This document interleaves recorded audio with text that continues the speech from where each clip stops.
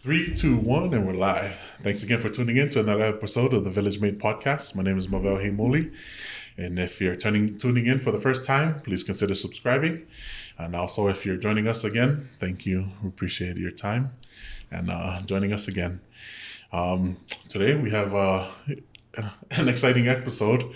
Man, I'm just excited to go ahead and share your story. Not only share your story, but hear your story, So I appreciate your time and, especially because you live in the other side of the mountain here. So by Snow College, yeah. So I appreciate it. Yeah, how are you doing? Doing good. Doing good? Yeah, glad to be here, Mavel. Nice. Well, let's just get into this with your names. What is your name? Who named you? And the meaning of your last name or your names.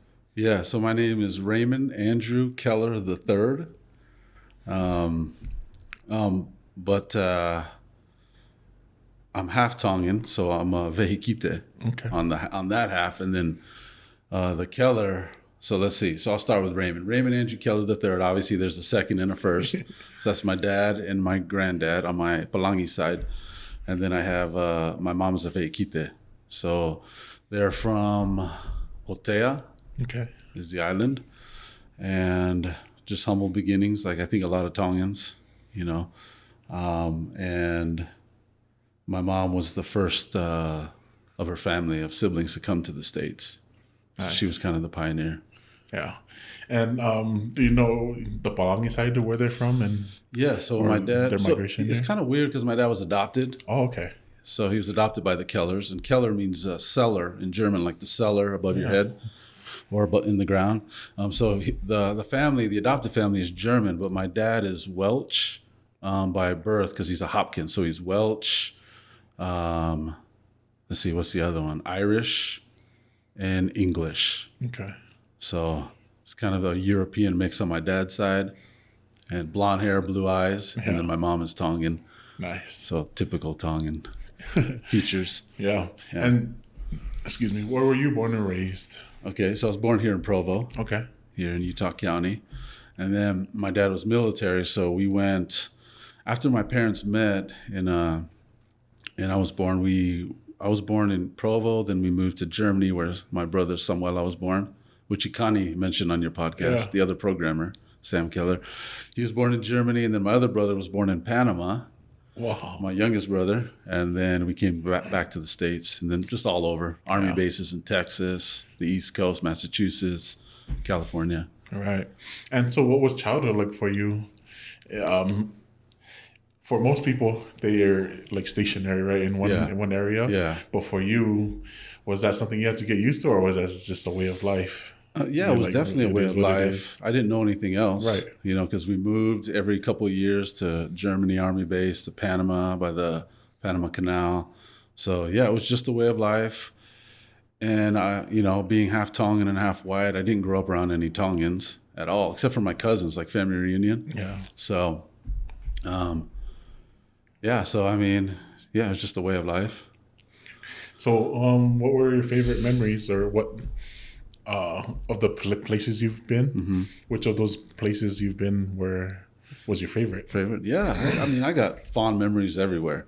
Panama was the crabs and the fruit bats, Can you talk about that? What is? Yeah. What, just catching crabs? Or? Yeah, they're just everywhere. Like here, maybe not even here in Utah, but in the States, you'll run over roadkill, raccoons or something here in Utah. Over there, it's crabs. Wow. So you're driving, all you hear is crunch, crunch, crunch all day as you're driving, through Panama. And the fruit bats, they're just up in the trees. And when you're a kid, bats are just super interesting. So you'd pelt them with mangoes or something, some of the native fruit. And it was. That's cool. So Panama was awesome. Germany was all about snow. And that's when my second brother was born. He's 2 years younger, so I was pretty young. So I don't really remember a whole lot, but I do remember my mom being the only brown lady at every event. It was just I just remember that standing out for some reason. Right. So anyway. That's cool. Yeah. And speaking of your mom, did she, in the home, did she teach any Tongan traditions or maybe Tongan language at any point? I not really, not like directly, but it was more in behavior. Okay. Can you like, talk about that? Yeah. So my mom being the first one to come to the States here in Utah, and then she didn't come straight to Utah.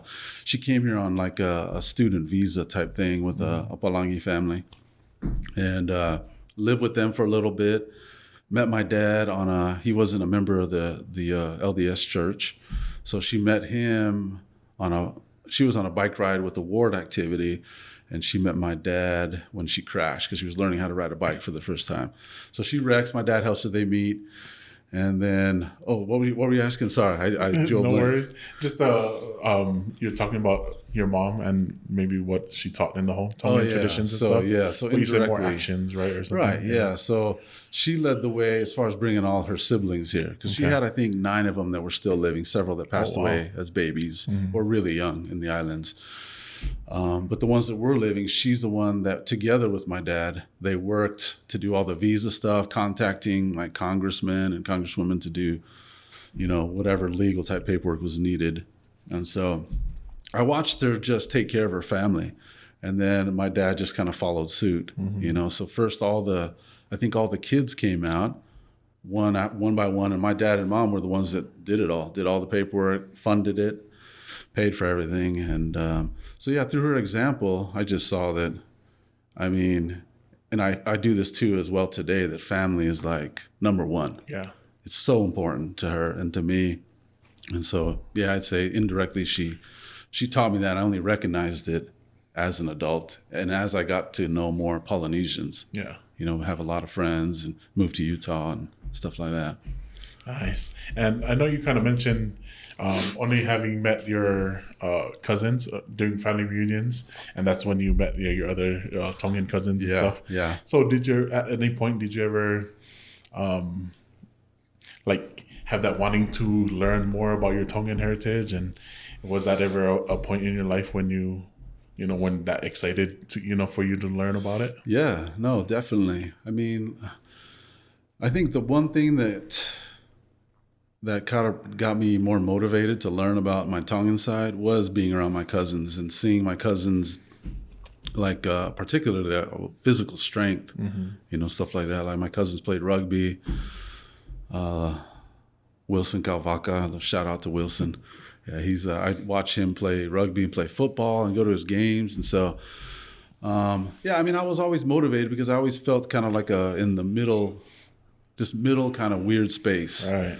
Because I didn't fit in with the people I grew up with, which is all basically white people, Black people, Latinos in California, a lot of them. But so I never really felt at place there. But then when we go to family reunions and stuff, and I was always curious, and I always felt a little bit outsider. But that changed eventually as I got older. Right.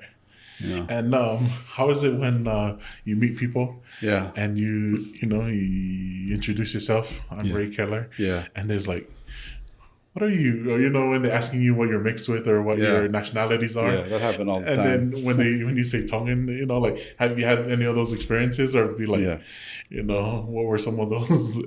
Do you have any memorable ones? Yeah, definitely. Everyone would always ask what I was, and I'd say I'm half Tongan, half white. I'd always try to represent both sides, Yeah.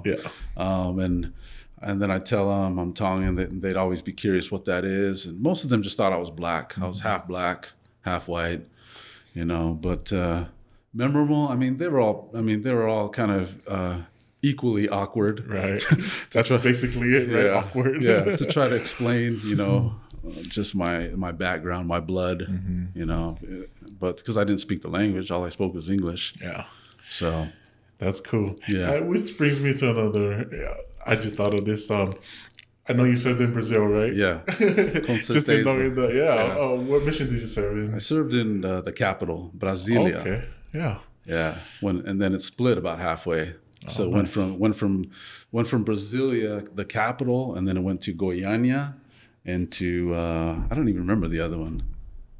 But it was split into 2. Yeah. Nice. Well, I just brought that up because when I went to Brazil on my mission as well, everyone just asked me like, "Oh, where are you from?" Yeah. And instead of when I first got there, I initially said I was Tongan, but then they didn't understand what Tonga was or where Tonga is. So I just said I was Hawaiian, Right. and they understand. You know what I mean? Hawaiian, yeah. You know, so Yeah, I use that one too. at some point, I just I gave up on the Tongan and just be like, I'm Hawaiian. You know? Yeah, And I think I that's- actually did that too. Now that you mention it. That's just because Yeah. I just didn't want to go through the whole explaining of Yeah.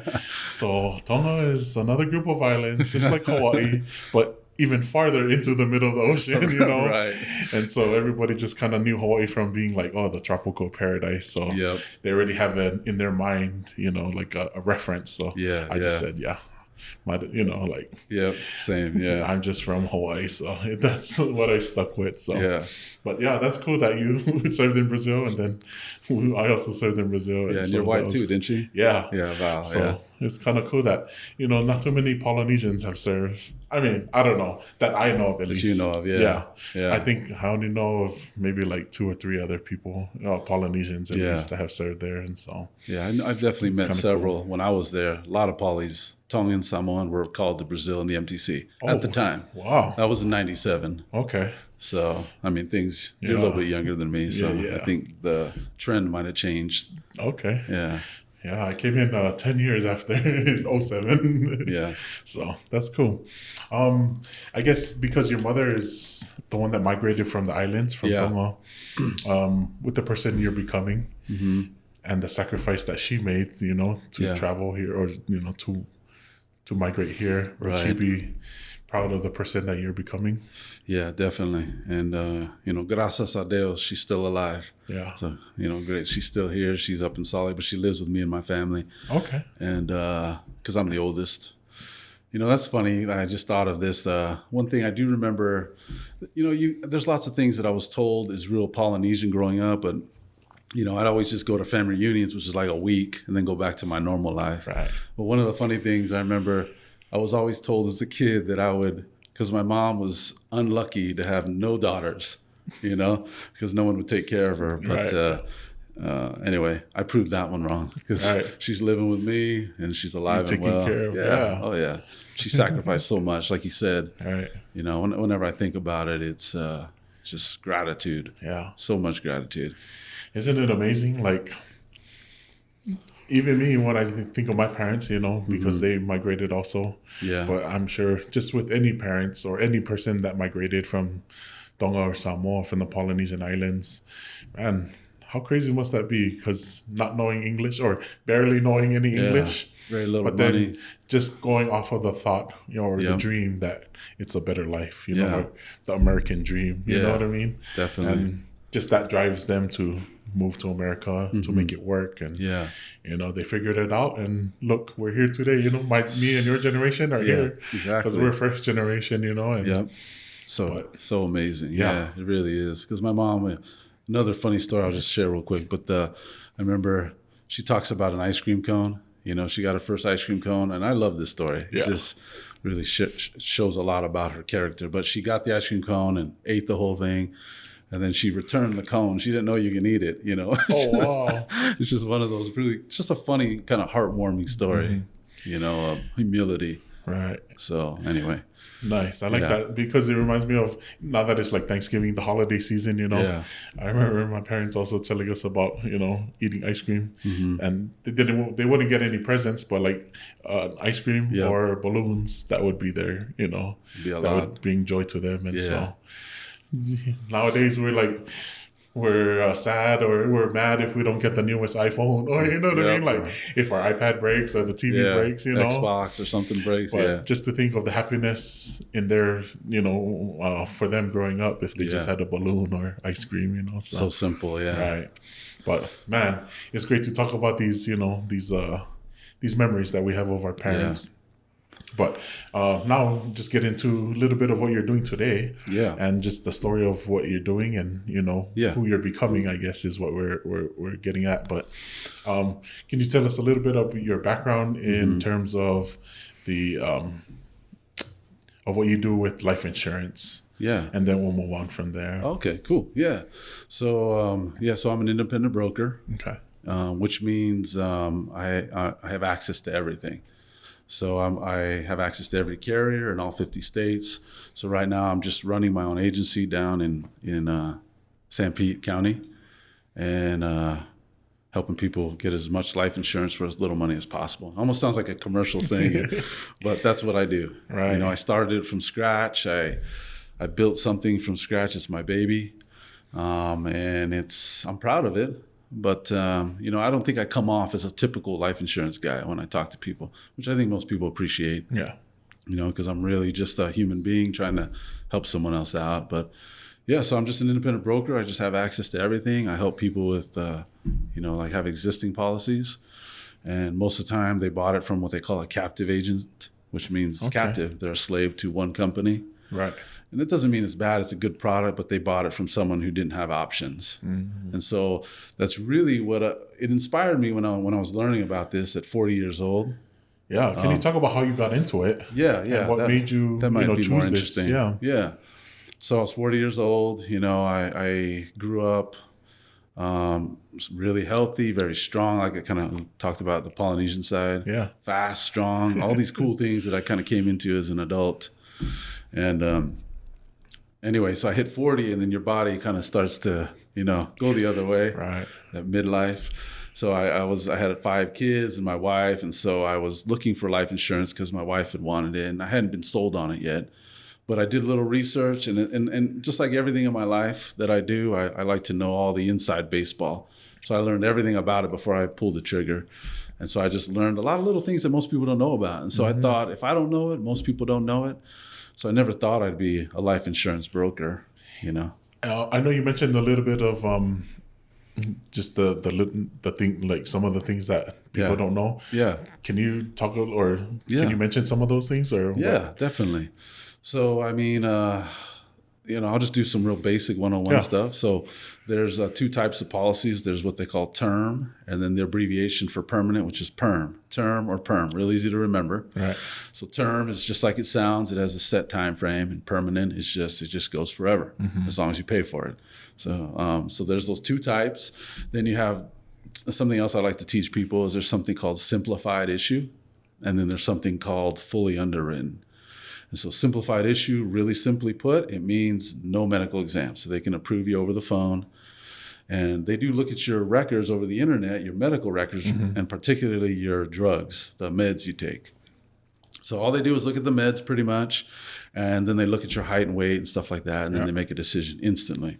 And then the other is fully underwritten, which is your least expensive option, but it comes with risks. Fully underwritten basically means that you have to do a medical exam, and they pay for it, so it's free.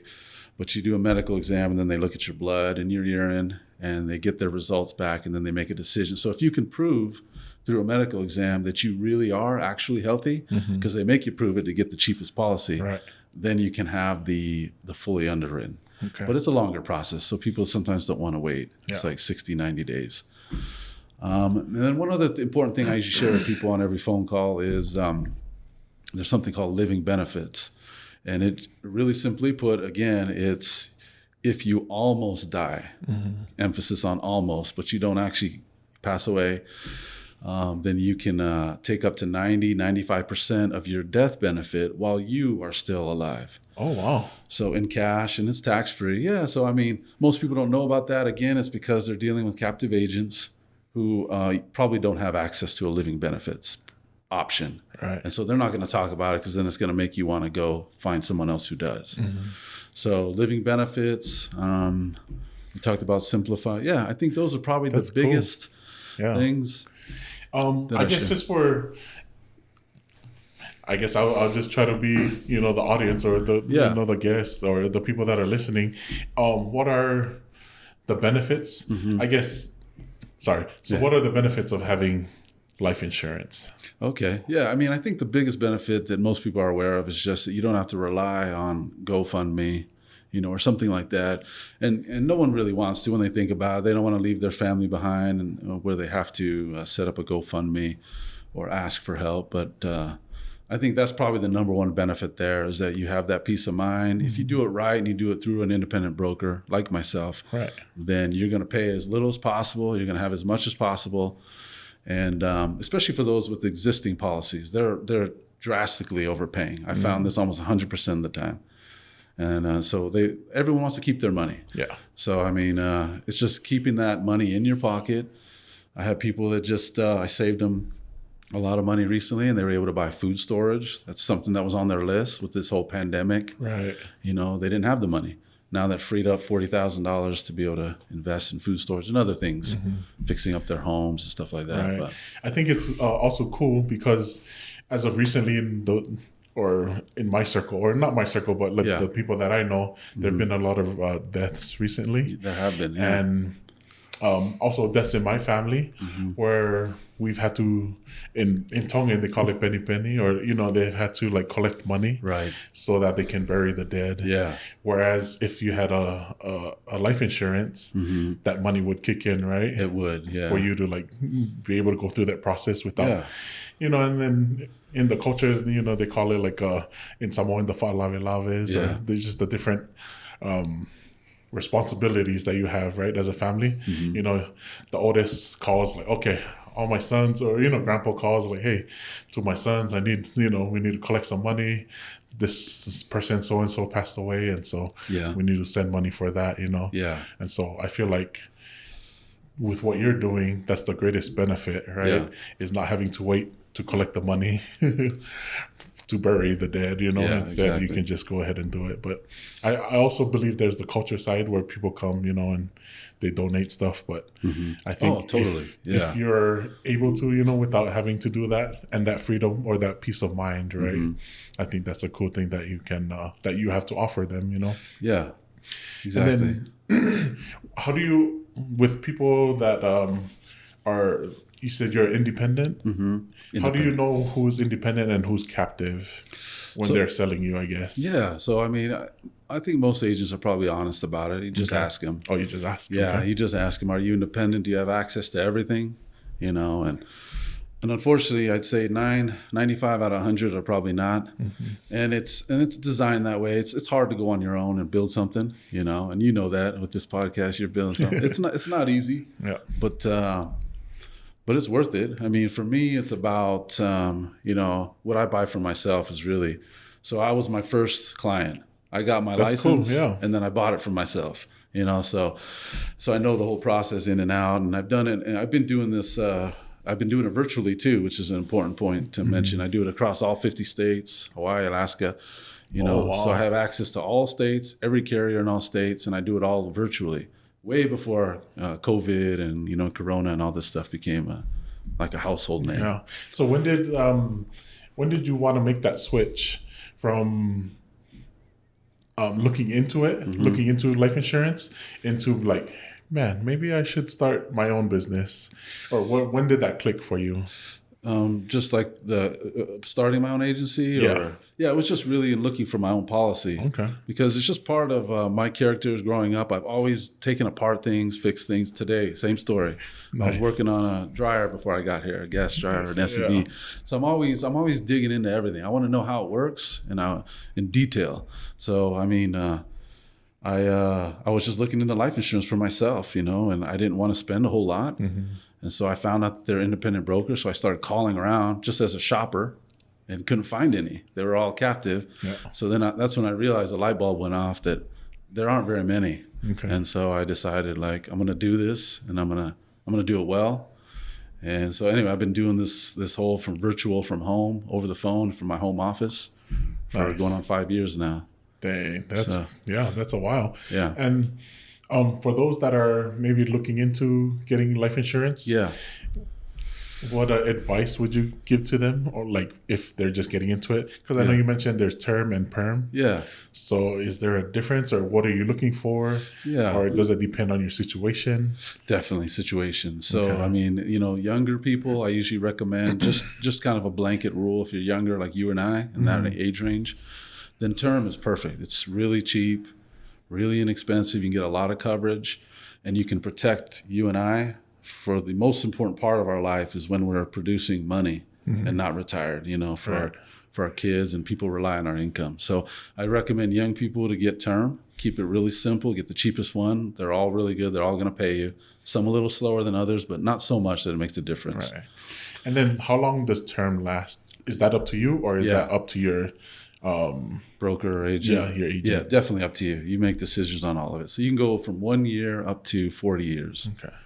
So I'm 43. If I started now, I can get a term up to about 83. Okay. But it's a little tricky. I don't know how much detail you want to go into, but 85 is kind of the max of term. Right. So you don't get the 40-year option if you're already 60. Mm-hmm. So you only get the 20-year because that would put you at the 80, the ceiling. Okay.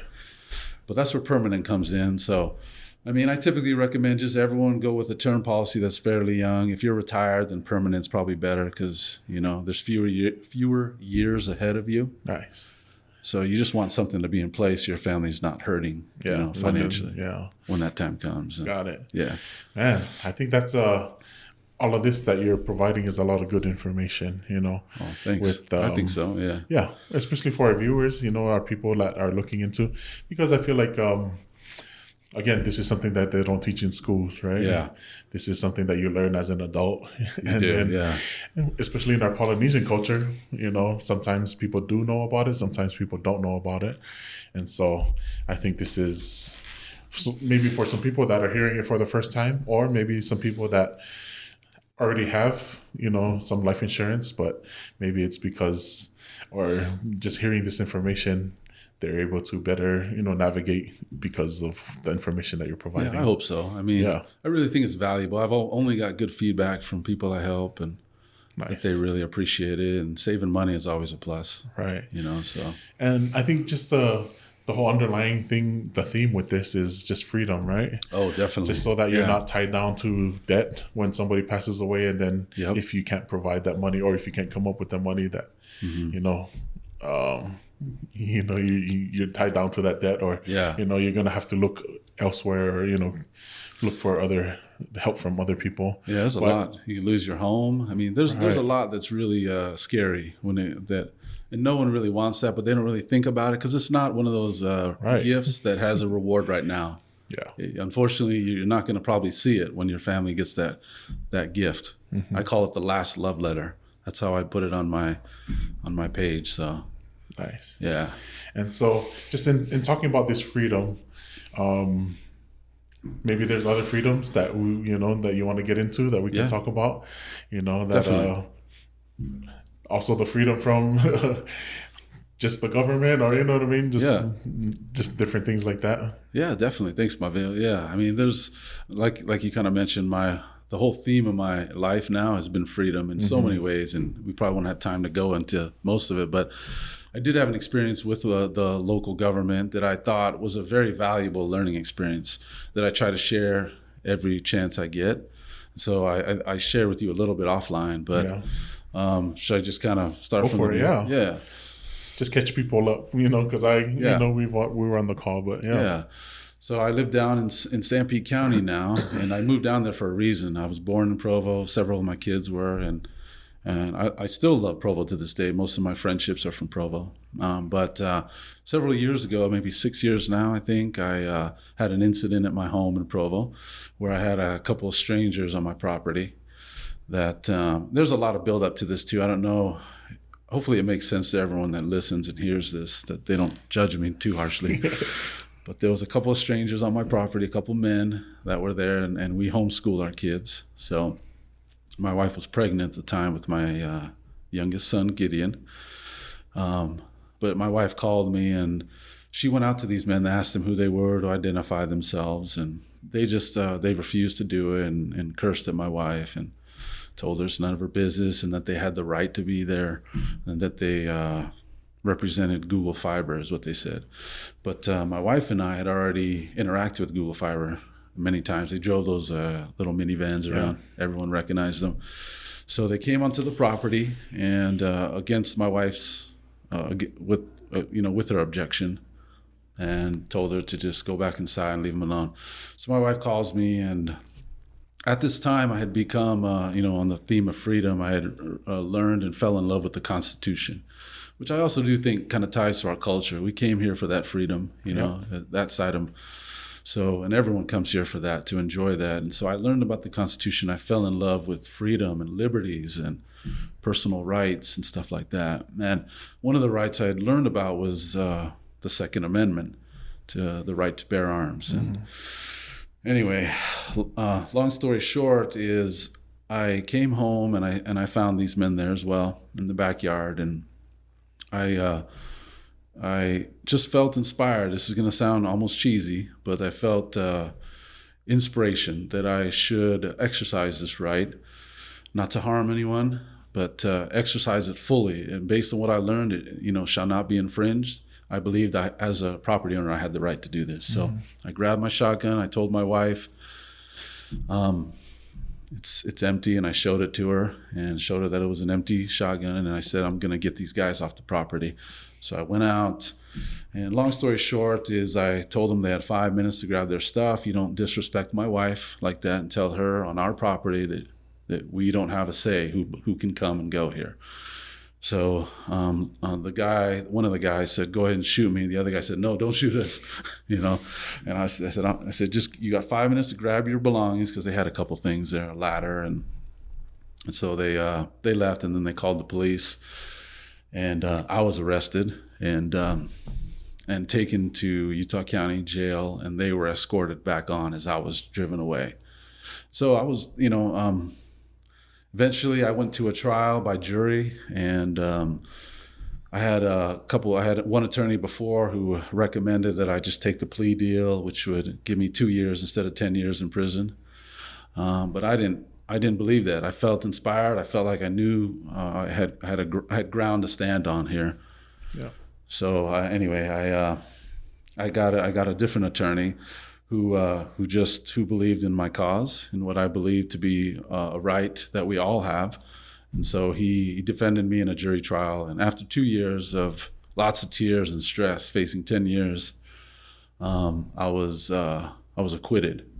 So the crazy part of the story, though, is when during the trial, my attorney accidentally had proven my guilt. So basically there was 12 things that had to be met, and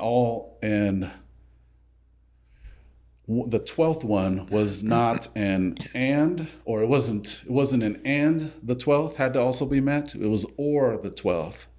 And so if that makes sense, basically it was proven in court, and the attorney highlighted that. The other attorney, when Provo City threw the book at me, they spent a lot of money in 2 attorneys and a lot of different stuff they did to kind of make an example of me. And but they had proven it. The defense attorney told the jury, you must find him guilty, because his attorney thought it was and, but it was or. I might have that wrong, but I hope you guys get the idea. Yeah. That the burden of proof was met, and I should have, by the letter of the law, I should have been found guilty. So the lesson learned for me is that the jury had understood something that I now understand, and I want others to understand. Very powerful, very simple, is that when you have a chance to be a juror, number one, you should do everything in your power to be part of that. Most people try to get out of it, because it takes time. So number one, try to be part of the jury. And number two, be armed with information. And that piece of information that I now know is that your job as a juror, and they will not tell this to you. You actually can't even mention it to the judge, or they'll dismiss you. They won't even keep you.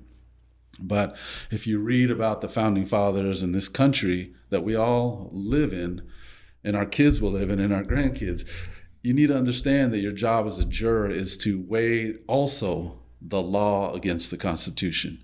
And if it is too much, if the punishment doesn't fit the crime, if they're too abusive, then your job as a juror is to nullify that law, which means to vote not guilty.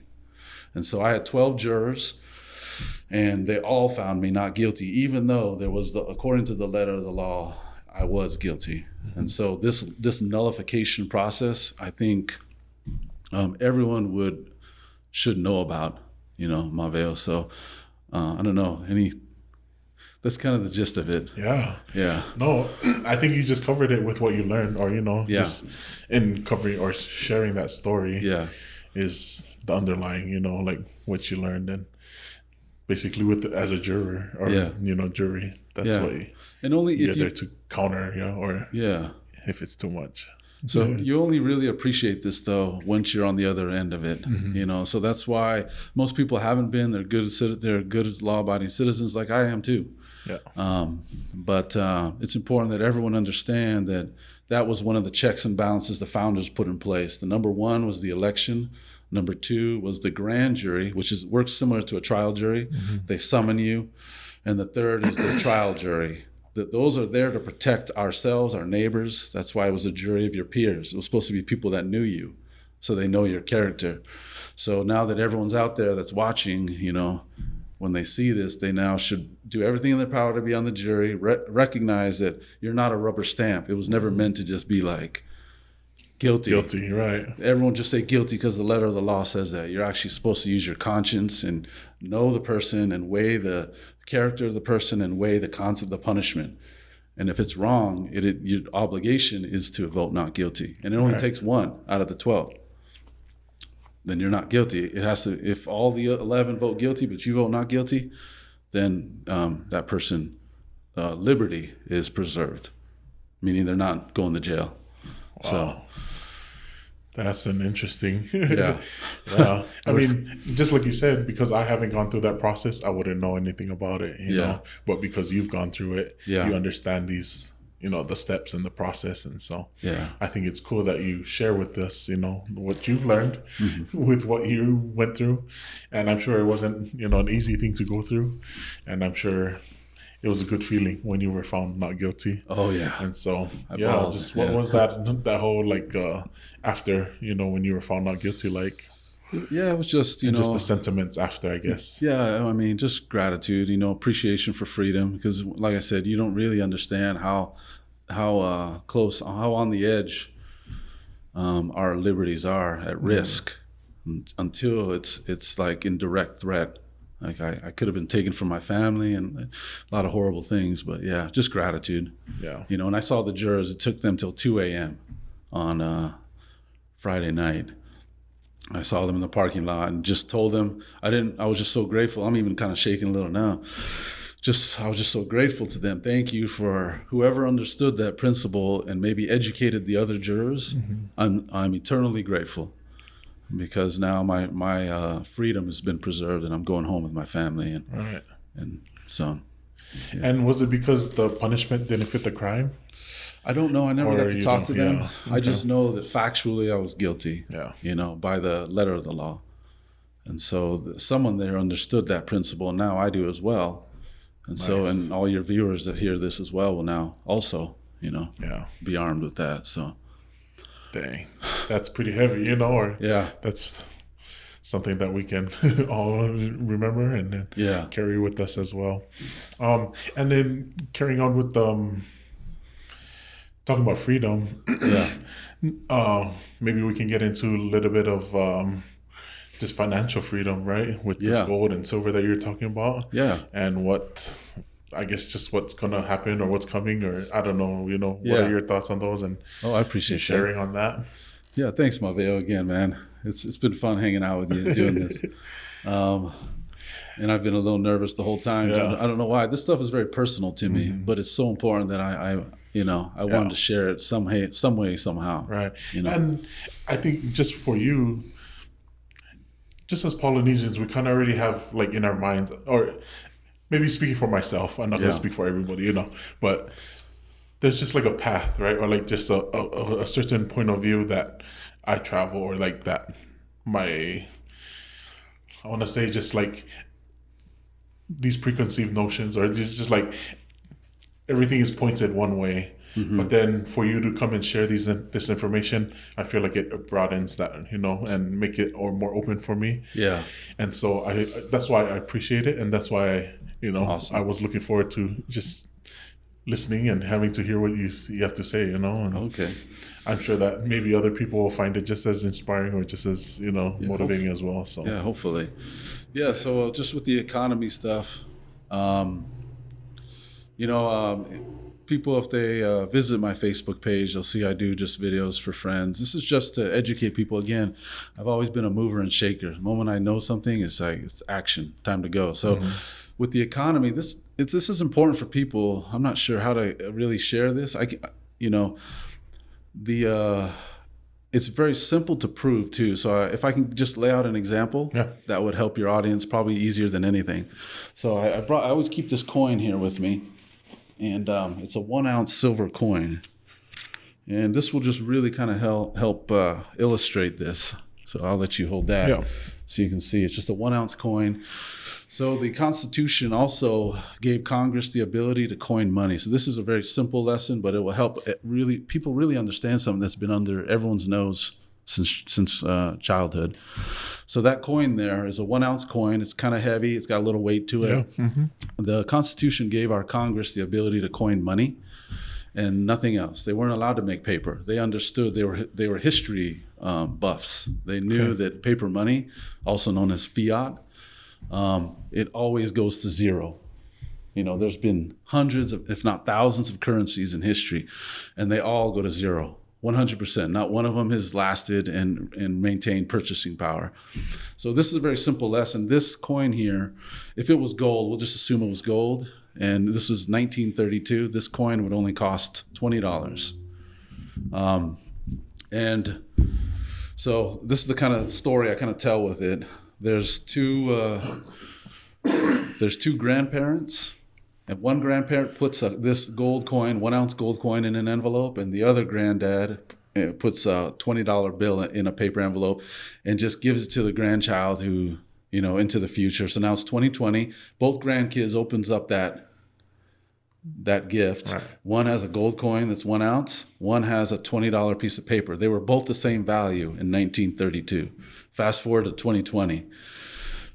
This should hopefully illustrate it very well. That gold coin now will buy.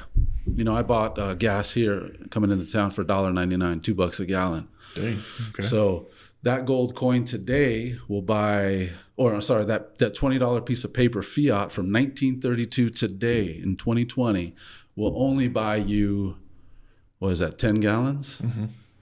Same paper, but that same $20 piece of paper that granddad exchanged for a gold coin in 1932 and put it in that envelope, that child can now use that same gold coin. Oh yeah, the gold coin now. Yeah. That's now worth $2,000 to buy 100? No, is that 1,000? I think it's 1,000 gallons of gas. 1,000. So I hope, does that make sense to you? Yep. So it's a very simple math here. The purchasing power of our money is pretty much gone. And I share these videos on Facebook. So the message here is, everyone, the money is the Federal Reserve is continuing to print money right now. It's called, they mail it in the form of a check. You might have got one of those. Yeah. Yeah. So that money, they're printing money into infinity. And so you can verify all this stuff on my Facebook page, but people need to protect their money, because that's the money you're going to leave with your kids. That's your retirement money that you plan to be there when you retire. So everyone needs to own silver and gold, because that's what it will return to, if that makes any sense. But yeah. It does. Yeah. So, and that's what I tell people with life insurance. When they save the money, they need to take that money and take it out of paper fiat, and they need to move part of it, not all of it, but move part of it and preserve your purchasing power, because it's about to literally it's going to go to zero in short order. And excuse me, sorry. So, where do you feel like, or how do you feel? Do you know how, or what's going to happen with the dollar, I guess, or with the paper currency? Yeah, so it'll just follow the same path as every other paper. Okay. It'll literally go to zero, and it's already, if you do the math on that, $2,000 coin now versus the paper $20, you can just see it's like a 99% loss of purchasing power. And I mean, you can get 10 gallons of gas or 1,000 gallons of gas. I think I think people can see it like that. It's a lot easier to see. So the retirement money, any retirement you have or I have, any life insurance policies, cash value policies, we didn't go into that, but anything that's priced in dollars is relatively close. It doesn't matter if it's Biden or Trump. But the dollar is going to go to zero, just like everything else. So you need to protect it so that you have something to hand down to whomever. So with the gold or silver, is there one better than the other, or it doesn't matter? Yeah, silver for sure. Silver for sure. Silver Okay. is like the little brother to gold. Okay. So gold always leads. Gold is the leader. Gold is what gave me the prediction of this, not going into politics, but my friends know this because I talked to them while we're playing Xbox. The Biden victory, I told them and they were all, no, Trump's going to win. I said, I'm not telling you who I choose. I'm telling you what gold is signaling. Mm-hmm. And gold has a kind of a sixth sense about this. And it's telling me that Biden is winning this election. And so I've been saying that for months now. So anyway, silver, it follows gold. So gold has already taken off and broke its all-time high, which is the signal that I got on the election and the chaos that's actually happening that people don't see, because gold is telling me that. And then silver will then follow suit, but it hasn't yet. It's a lagger. So for those who are trying to protect their wealth, but also grow wealth, then silver is where you go. But gold is for thousands of years has preserved purchasing power, but silver is what people should be getting some of. And where do you find silver? I mean, just like a jewelry store, or jewelry. Where can you go? Yeah, any form. Okay. I'd get it. What are the different? Are there different forms? I guess there are. Yeah. So you have this. This would be a round, a silver round. You can get the U.S. Mint coins that are 1 ounce. You can get bars, large bars, small bars. Jewelry is a good way because historically they confiscated gold in the mid 1900s. And so, but if you had it in jewelry, you didn't have to turn in your gold to the government. See, this is a whole bunch of history stuff. Yeah. But gold was confiscated at one point. But the one way to get around that is to keep it in a jewelry form. Right. But I recommend everyone just get rounds. For its pure melt value, it's as cheap as you can get it. And then where do you get those from? Just websites. I buy it from moneymetals.com. Okay. It's a trusted place that I bought from for many years, and I've referred a lot of friends. Nice. So if your audience mentions my name, they'll give them an extra ounce. Oh, wow. Just as a gift. And if you really understand now the value of that ounce, that little coin, what it really holds and what it will hold again as the dollar continues its decline, then you realize that's a really strong gift to be able to get that extra one to... I like that. Yeah. Yeah. So, and then along with silver and gold, are there other commodities that should be bought or that can be bought, I guess? Yeah. But I guess in the spirit of freedom, that's a whole nother investment type side. Okay. In the spirit of freedom and liberty and understanding the Constitution and sound money, which is what silver and gold are and what it will shortly return to, then, all the commodities I believe personally are going to go up, oil, all the grains, all the foods, they're at this point, but I won't get into that because that could take a while. But as far as in the spirit of freedom and preserving your wealth for your family, we need to. It's way overdue. And everyone, I have most of my friends, they know who they are. They finally bought some, and I congratulate them. But I encourage everyone to do the same and reach out to me too. I'm like an open book. Everything I learn, I want to share it. Okay. Just like here on your podcast. So yeah. And just with this information, where can people find you? Yeah. And you can throw out your Facebook or if you have other places for them to reach you at too. So Ray, I think is it Ray Nikki Keller? I don't even know my Facebook. Do you remember it? Yeah, it's Ray Nikki Keller. Yeah, Ray Nikki Keller is my personal page. And then you can go to Independent Island Life Insurance. .com. Or for life insurance, or you can go to my facebook.com/access to every carrier. And that'll find me for the life insurance stuff. Nice. Man, that's a lot of powerful information. Thanks, man. There's a lot of value in what I feel like in what you're sharing. And because of that, I think that's why I was interested, in sharing it with, having you share it and then sharing it with me also. Yeah. And so I do appreciate it. But thanks for letting me. Do you have anything, any other things that you want to share or that you want to get into? No, those are the three biggest things I think could really just help everyone preserve liberty. All three of them. Yeah. Life insurance, economy, silver, gold, and jury. Nice. Getting on the jury. Do it. Just know who you are. Child of God, endowed with inalienable rights that we all have, man. And that's why we came here. So, thanks. Yeah. Man, I really like that. That was pretty pretty inspirational, at least for me, you know. And Awesome. then in talking about just everything that you've learned, because you've learned it over, you know, a Yeah. couple of years. Several Whereas years. for Yeah. several years. Whereas for me, we're just picking it up, you know, Yeah. picking it up now. I mean, of course, you hear it here and there, you know, from different Yeah. places, but not as strong or not as, you know, Yeah. like in depth as you've Did gone. that gold silver thing make sense? Yes, I really enjoyed it. Just in the because you see or just the value that it carries. Yeah. Like a paper versus the real. Yeah. You know what I mean. And so paper will only get you what the paper is worth. Yeah. Whereas the gold, the Which is- value goes up and down, or you know what I mean, depending on Yeah. where it is. Well, there's so much more to it, but I mean, we didn't get into Right. it, but yeah. Yeah. But I'm But I glad. understand. I just wanted to share some simple stuff that people can really hopefully wrap their, Yeah. you know, And mind then around. especially because you're okay with being open. Yeah. If anybody does have questions, Yeah. you know, with what you thrown out your handles, you know, people can reach out to you Yeah.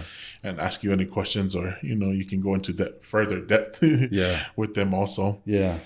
But yeah, I guess just to end, I just have some, you know, just with other podcasts, I just have some questions that Oh, yeah. Cool. get to know you a little more, you know. So just the first thing that comes to mind, go ahead and share that with us, and then we'll get Yeah. to know you a little more. Cool. So what takes up too much of your time? Gold. What do you wish you knew more about? Fixing cars. What or who inspires you? My kids. What are some things you had to unlearn? Oh man, I was gonna say brainwashing, but that's a vast, yeah. So I'd probably say the. Maybe let's get into it. No, I'd love to, but what's your favorite book? Crash Proof by Peter Schiff.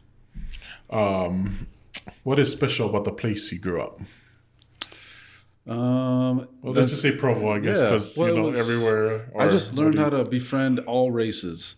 That was the best thing that came out of it. I can sit in a room and drink kava with the boys, and or I can go and play putt golf or whatever. I'm a chameleon. Yeah. From all the moving. So What have you only recently formed an opinion about? recently formed an opinion that swear words are actually not bad words. They're just consonants and vowels. It's just the value you give to it, right? It's the intent. Yeah. Yeah. What song will guarantee to make you dance? Reggae. Nice. What's the luckiest thing that's happened to you? I don't believe in luck. I believe in, it's a no word in our house. Everything's a blessing. Yeah. So biggest blessing I'd say is, I just keep my kids, my family. Yeah. What are you most looking forward to in the next 10 years? Oh man.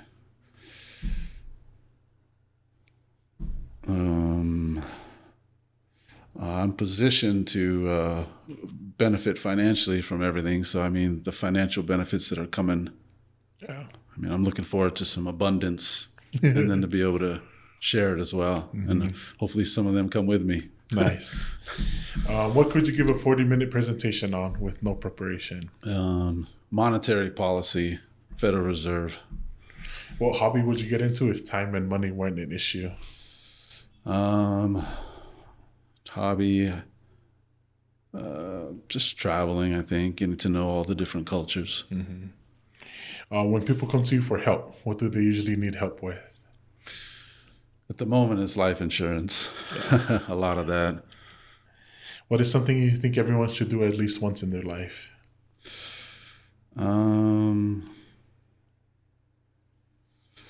Just do something that every fiber of their being is telling them not to, but their mind and heart are telling them to do it. Just do it. Yeah. Yeah. I like that. Yeah. Which of your scars has the best story behind it? I have some scars on my head. Just my mom was driving a convertible in the snow, and she doesn't know how to drive in the snow. When we first did it, she wrecked it into a semi. I flew out one window. My brother flew out the other. Ambulance driver said we should have been dead, but my mom yelled, "Heavenly Father, help!" It's the last thing I heard right before I flew out the window. So that's a cool scar story. Yeah. I mean, not that it was funny at the time, but now it's funny. Oh, yeah. Oh, man. That's cool. Crazy. Yeah. And then last question. Oh, sorry, not last. What helps you live in the moment? Just knowing or having a pretty good grasp on the future. And I mean, I don't know, that sounds weird, but I just knowing history and knowing where I'm going makes it everything bearable right now. And last question. If you could give back to your village, how or what would you do? So I'm here, Maveo. I'm trying to get back to the village, share everything I learned and take action on everything I learned. Mm-hmm. And I do that. That's how I live my life. So I like that. Hopefully I think that works. Cool. Well, again, Ray, I appreciate your time. Yeah. I appreciate, sharing your knowledge, especially because I feel like I've benefited from it, and I'm sure other people will as well. So awesome. Thanks. Thank you for your time. Yeah, Thank you for talking story, and sharing your wealth of knowledge. And so thanks again for tuning into another episode of the Village Made Podcast. Make sure again to subscribe. Check us out at c4designs.com.